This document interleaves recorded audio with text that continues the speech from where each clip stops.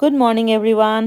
এজনী মাতৃ হোৱাৰ পিছত অন্য সমস্ত পাহৰি অকল নিজৰ ল'ৰা ছোৱালীৰ ওপৰতে বেছিকৈ ব্যস্ত হ'ব লগা হয়। তথাপিও নিজৰ দৈনিক কৰিব লগা কামখিনিতো কৰিবই লাগিব। তাতে কৰ্মৰত হ'লেতো কথাই বেলেগ। এয়া ৰেডি হৈ লৈছোঁ ডিউটিলৈ, খৰখেদাকৈ ব্ৰেকফাষ্ট কৰি ডিউটিলৈ যাম এতিয়া। আহি গ'লোঁ ডিউটিৰ পৰা, আহিও এয়া ফ্ৰেছ হৈ মানে ভাত পানীৰ অকণমান যোগাৰ কৰি থৈছোঁ। অকণমান দেৰিকৈ বনাম ভাত পানী, যিহেতু এতিয়া 12:30মান হৈছেহে। ল'ৰা প্ৰায় এনেকৈ 3টামান বজাত আহি পাবহি, সেইকাৰণে অকণমান দেৰিকৈ বনাম। ঠাণ্ডা দিন যিহেতু ঠাণ্ডাও হ'ব। এতিয়া প্ৰথমতে চাহ একাপ খাই লওঁ, তাৰপিছত নিজৰ কামত লাগিম আকৌ। কিছুমান সময়ত নিজেও পাহৰি যাওঁ মই কি খাই ভাল পাওঁ, কি খাইছিলোঁ, কি পিন্ধিছিলোঁ। ল'ৰা ছোৱালীৰ দায়িত্ব যেতিয়া নিজৰ ওপৰত আহে আৰু নিজৰ কৰ্মৰ দায়িত্বখিনিতো থাকেই। আজি এয়া দিনত চাহ একাপ খাবলৈ লৈছোঁ, কাৰণ ভাত দেৰিকৈ খাম সেইকাৰণে।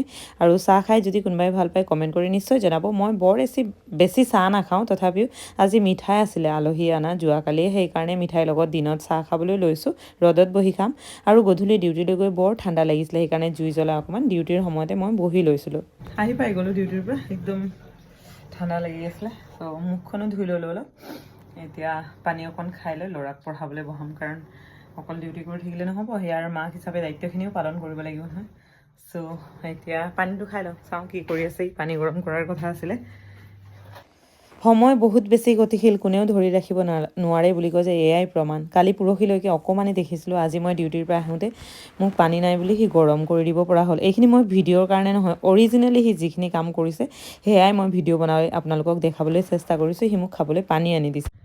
মই এতিয়া ইয়াক পঢ়াবলৈ বহোঁ। আজিৰ ভিডিঅ'ত ইয়াতে লৈছোঁ বিদায়। বাই বাই, আকৌ লগ পাম। বাই।